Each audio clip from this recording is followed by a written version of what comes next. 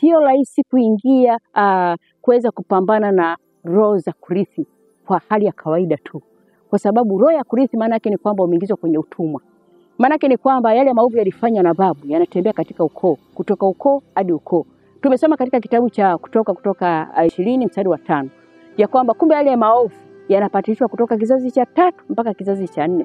Maana yake ni kwamba unaweza kujikuta kwamba katika familia yako imezingirwa na tabia usizozitaka, kwa sababu tabia zisizotakiwa katika jamii, tabia ambazo ni kero ndani ya familia, lakini zimekuja bila wewe kutaka. Watoto wako ulivyowalea sivyo walivyo. Watoto wako wanachotaka wafanye sio wanachokifanya. Automatically unajikuta kwamba yale mambo maovu yameingia ndani ya familia, na wale watoto tayari wanafanya yale, au familia inafanya yale ambayo hayatakiwi. Na kwa misingi hiyo sisi ambao Kristo alikufa msalabani kwa ajili yetu, ukisoma katika kitabu cha Galatia 3:13 mstari wa 14 inaeleza kwamba tumekombolewa kwa kuinjikwa kwake pale msalabani, tumekombolewa kutoka katika laana ya torati.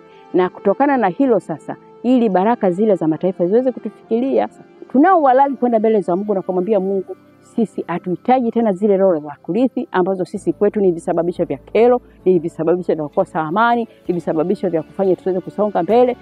Zile roho za kurithi yawezekana ni magonjwa, yawezekana ni mikwamo ya biashara, yawezekana ni roho za wizi, yawezekana ni roho za taraka, yawezekana ni roho za kutokuzaa. Zote hizo zinakuwa zinafuatilia. Kwa nini? Kwa sababu zina uhalali ule wa maovu waliofanya babu zetu. Lakini habari njema ni hii ya kwamba Yesu Kristo anaweza.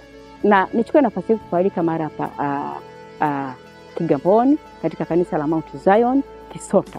Tunayo maombi ya kuweza kuingia katika ulimwengu wa roho, ni maombi ya vita. Huwezi kupigana vita kilele mama ya kukomboa au ya kwenda kudai haki zako au ya kuvunja zile tabia za kurithi kwa namna ya kawaida. Ni maombi ambayo yanahitaji kujibidiisha. Ni maombi ambayo yanahitaji kujitoa. Ikiwezekana kufunga na kuomba. Ni maombi ambayo yanahitaji mfululizo, hatua kwa hatua, ni mchakato.